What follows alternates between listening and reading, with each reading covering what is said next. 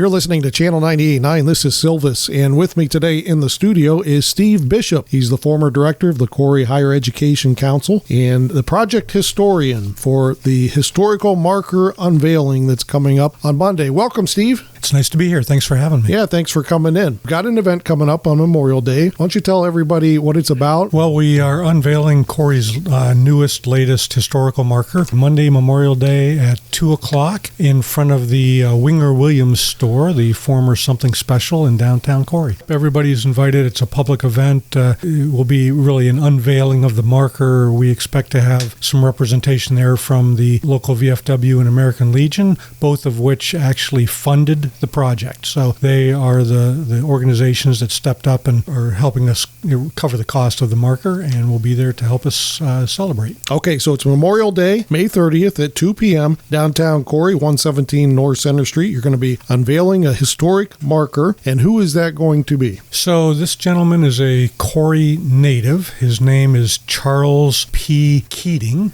and he was born in 1879. He died in 1959, but in between there, he was a World War I veteran. Kind of an unusual story in that he volunteered and joined the U.S. Army at age 38. So a little later in life than we would expect someone to do something like that. Yeah. And Charles Keating got assigned because he had recently graduated from an embalming school, and he got assigned to the Army's, it's called the Graves Registration Service. And the Graves Registration Service was tasked with recovering the bodies, the remains of the fallen soldiers, identifying them, not necessarily burying them. That was really the responsibility of the battalion or the service they were in, but to recover them, to identify them, to create and maintain cemeteries. And this was all pretty new to the United States in World War I, to have, be on foreign shores and have this many soldiers, being killed, and what are they going to do with these? And Keating was right in the middle of all of that. He was in the middle of the fighting. He even got cited by General Pershing, who was the commander of the theater in Europe at that time, for his and his group's heroism for going out, under enemy fire with mustard gas. There was a lot of gas usage in World War I, and recovering the remains of soldiers that had really gone back and forth. Like the Germans had these remains, the Americans recaptured them, and then Keating and his group were out there under enemy fire recovering these remains and identifying them. It had to be extremely harrowing. That was what he was doing during World War I. So he's well deserving of the honor. You're going to be honoring him Monday, May 30th at 2 p.m. downtown Corry. There'll be a reception following. Right? A reception following at Winger Williams. And interestingly to me, his heroism under enemy fire and the job that he was doing, which of course is a natural tie into Memorial Day. Yep. But that's not even really his claim to fame. His claim to fame was that when World War I ended and he was still in France, he took a civilian job with the Graves Registration Service as their chief embalming supervisor. And he was in France when it was decided that the United States should have an unknown soldier. So, we all are familiar with the tomb of the unknown soldier in Arlington National Cemetery. Well, we didn't have one at that time. And even though it was fairly common among European countries to have an unknown soldier, we did not have one. So the decision was made to do that. The remains of 4 American unknown soldiers, unidentified soldiers, were brought to the community in France where Keating was,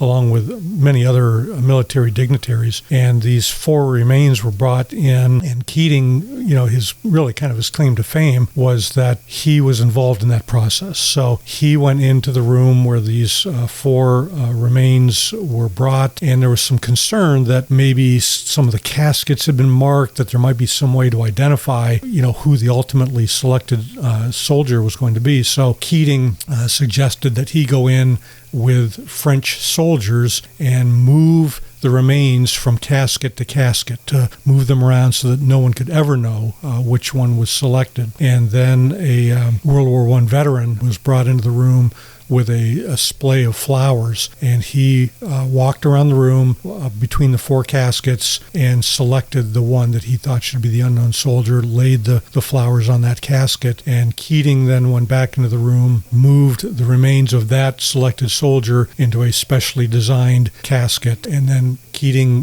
later accompanied the remains through France to the coast, and this was a huge deal.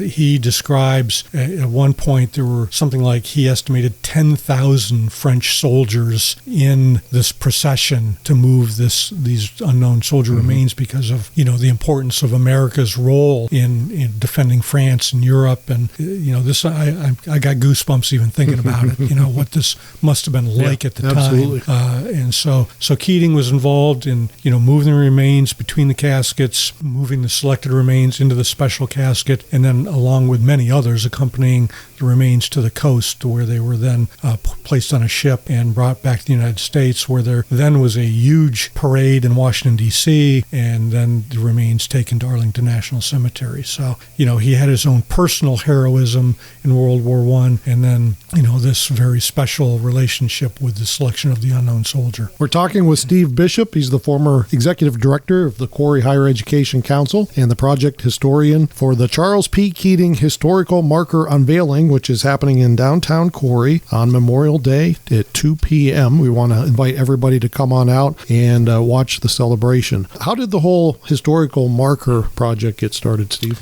I was running a program at the High Ed at the time called Corry Regional Leadership, and I thought that these, future leaders really needed to have an understanding of Corry's background. So I had invited the late Jim Nelson, who was Corry's preeminent historian and ran the Historical Museum, to come and give a presentation on Corry's history to our leadership class. And I was in the back of the room kind of half paying attention, and I was a former newspaper reporter. So I'm always thinking in terms of, that would be a good story. That would be a good story. Mm-hmm. And Jim mentioned 3 or 4 things that just made me sit up and my ears perk up. And I was like, gee, that seems really important. That's beyond just local history. That seems like really important stuff, maybe on a state or even national level. And I decided that someday I was going to look back into these things to see how true they were and if they might lend themselves to a historical marker, a state historical marker, which I didn't really know much about the process. But so, a few years later, I was able to do that and started looking into some of these issues. And, ultimately I applied for the first marker and got it approved. And then I said, well, all right, that worked. Let me apply for another one, and got that approved. And so ultimately there was one pre-existing state historical marker in Corry that was for the Climax locomotive. And ultimately we got 5 additional markers, one for the state fish hatchery out on Route 6, being the longest continuously operated fish hatchery in the country. And a second one that's in City Park was about how the Pennsylvania Game Commission got its start here in Corry. And that was one of them that when Jim Nelson said it, I was like, what? That can't be true. And it turned out it was.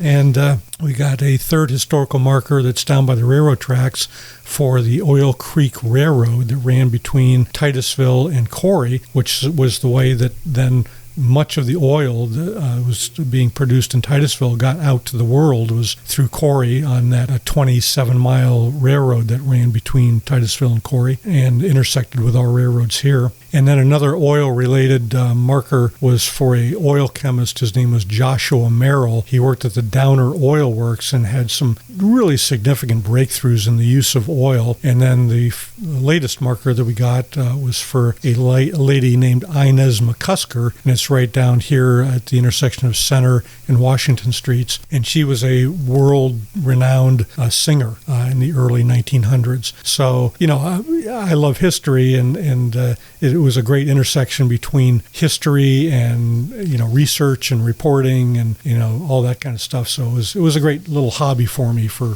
quite a while. So and then I applied for a marker for Charles Keating through the Pennsylvania Historical Museum Commission. It was kind of my final 2021 before I retired from the high ed in 2019, and it got turned down. And I was really taken aback because I thought it was kind of a no-brainer. The rationale was kind of like, well, yeah, he was involved in the unknown soldier process, but it was really kind of his job. He's just doing his job. And I thought, well, that seems like kind of a lame excuse to me. So it was really bugging me after I retired. And so I got hold of Chuck Gray with Impact Corry, and I want to acknowledge, too, the Corry Erie Historical Society's role in all this. They really had a lot of the research materials that I needed. And so anyway, I contacted Chuck, told her that, hey, I think this guy deserves a marker, and if the state's not going to give us one, I think we should just do it locally. And Chuck and Impact Corry worked with me. We went to the VFW board and the Legion board and asked if they would fund the marker since it was military related, and they both immediately were on board with it, and so we are creating this as a local historical marker, so it won't have the blue and gold colors that the state historical markers have. This will be different. Okay.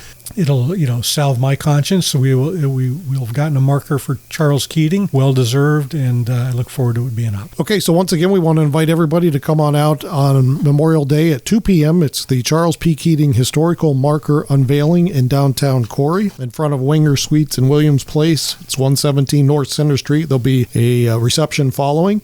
And Steve, why don't you tell everybody who we need to thank? The American Legion Post and the VFW here in Corry were totally on board with this. They funded the marker, which is a fairly expensive endeavor. I think we're total, all in a little over $4,000. So they really came through for us. And of course, the Corry Area Historical Society, who provided a lot of the background materials that I needed to do the research for the marker. And, yourself, you're going to be there, and we really appreciate that. Mm-hmm. And, Brenda Keurig with Winger Williams is hosting the reception afterwards, and we're grateful to her for doing that. We've been talking with Steve Bishop today, former director of the Corry Higher Education Council and project historian for the historical marker unveiling for Charles P. Keating coming up Memorial Day at 2 p.m. We'd like to see everybody there. Thanks, Steve. It was a pleasure. Thanks for having me.